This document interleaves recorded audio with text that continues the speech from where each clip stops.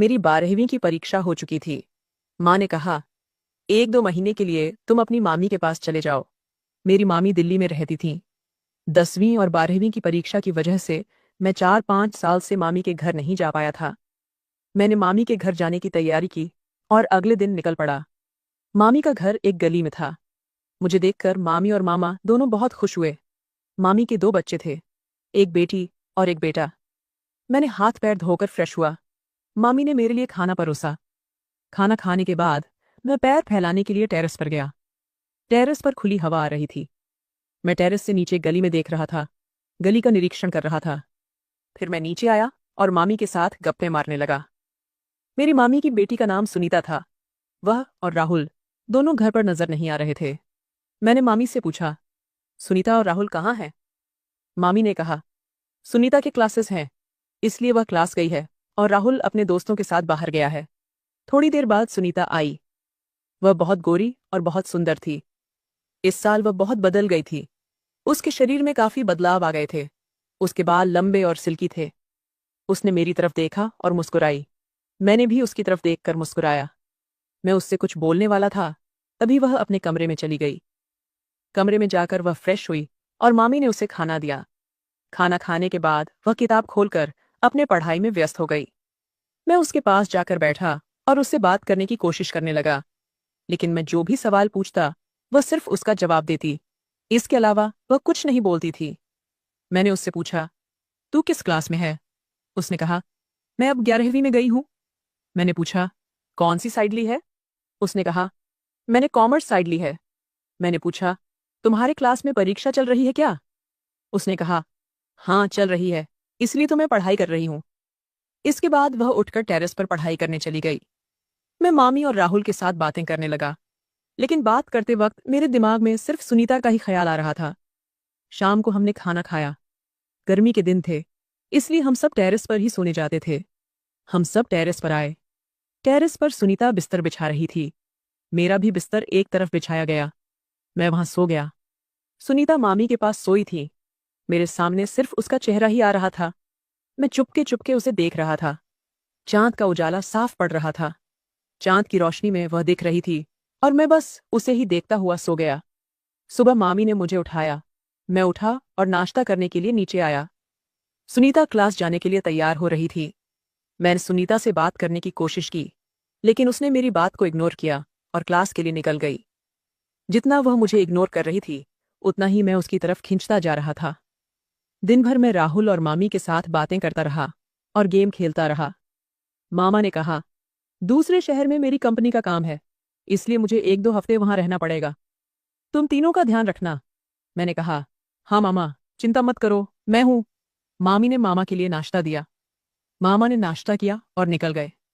दिन भर मैं राहुल और मामी के साथ गप्पे मारता रहा। राहुल के साथ मैं गेम खेलता रहा, लेकिन दिन भर मेरे मन में सिर्फ सुनीता ही आ रही थी। मैं उसका इंतजार कर रहा था। शाम के 4 बज गए और दरवाजा खुला।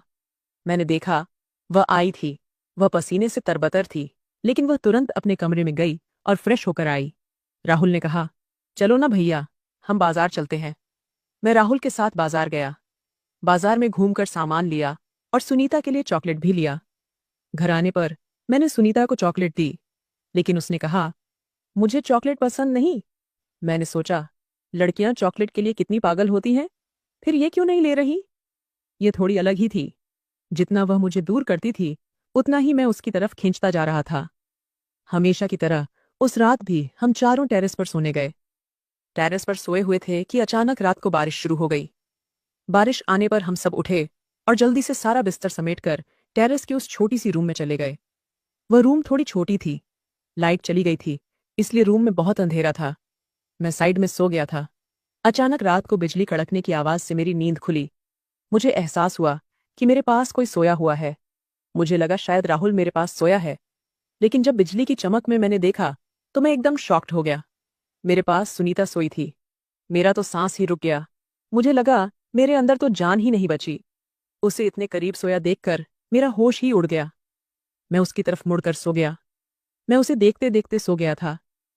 थोड़ी देर बाद मैं नॉर्मल हुआ और मेरे मन में उसे छूने की इच्छा होने लगी, लेकिन मुझे डर भी लग रहा था कि अगर मैंने उसे छुआ और उसकी नींद खुल गई तो बड़ा हंगामा हो जाएगा।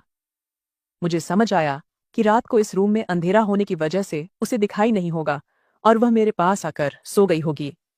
क्योंकि मेरे पास ही मामी सोई थी और वह अपनी माँ के पास सोने आई होगी, इसलिए मेरे पास सो गई। अगर उसे पता होता कि मैं यहाँ सोया हूं तो वह यहाँ सोई ही नहीं होती। मुझे अब कोई भी हरकत करने से पहले यह जानना था कि वह जानबूझकर मेरे पास सोई है या गलती से। मैंने जानबूझकर सोने का नाटक करते हुए मेरा हाथ उसके कंधे पर रखा। जब मेरा हाथ उसके कंधे पर पड़ा तो मुझे ऐसा लगा जैसे करंट सा लगा हो। मेरा उसे छूने से उसकी नींद खुल गई और उसने मेरा हाथ हटाकर साइड में किया। मैं सोने का नाटक करता रहा। वह उठकर बैठ गई और मेरी तरफ देखने लगी। अंधेरे में मुझे साफ कुछ दिख नहीं रहा था, लेकिन बिजली की चमक में उसे मेरा चेहरा दिख गया और वह जल्दी से उठकर मामी की दूसरी तरफ जाकर सो गई। थोड़ी देर बाद मैंने देखा कि वह वहां सो गई थी। मुझे बाद में लगा कि मैंने उसे छुआ होगा, इसलिए वह जाग गई होगी। खैर, मैं सो गया। अगले दिन उसका बहुत मुश्किल पेपर था, इसलिए वह बहुत टेंशन में थी। मैंने उससे पूछा, कल कौन सा पेपर है? उसने कहा, मेरा गणित का पेपर है। मैंने कहा, गणित तो मुझे बहुत पसंद है और मुझे गणित में बहुत अच्छे मार्क्स भी हैं। मैं तुम्हारी गणित की पढ़ाई करवा सकता हूँ। मैंने सुनीता को गणित पढ़ाने की बात कही।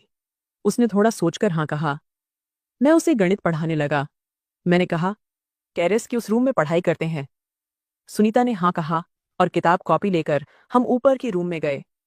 मैं उसे गणित पढ़ाने लगा। पढ़ाते वक्त कई बार मेरा उसे स्पर्श हो रहा था और मेरे शरीर में जैसे करंट सा दौड़ रहा था। गणित पढ़ाते पढ़ाते रात हो गई। हम दोनों ने खाना खाया और सो गए। अगले दिन सुनीता पेपर देकर घर आई। आज वह बहुत खुश थी। मामी ने उससे पूछा, पेपर कैसा गया? उसने कहा, माँ, मेरा पेपर आज बहुत अच्छा गया। वह मेरे पास आई और बोली, थैंक यू, तुम्हारी वजह से मेरा पेपर बहुत अच्छा गया। अब मेरी परीक्षा भी खत्म हो गई है। अब मुझे कुछ दिन की छुट्टियां मिल गई हैं। ये सुनकर मैं बहुत खुश हुआ। वह अब मेरे साथ बहुत खुलकर बात करने लगी। हम तीनों बहुत मस्ती करते, बहुत गप्पे मारते। कुछ दिन ऐसे ही बीत गए। एक रात हमेशा की तरह हम टेरेस पर सोने गए। सोने के बाद अचानक बारिश शुरू हो गई। फिर से सारा बिस्तर समेटकर हम उस छोटी सी रूम में गए। वहां बिस्तर बिछाया और हम चारों सो गए। रात को अचानक मेरी नींद खुली। मुझे फिर से लगा कि मेरे पास कोई सोया है।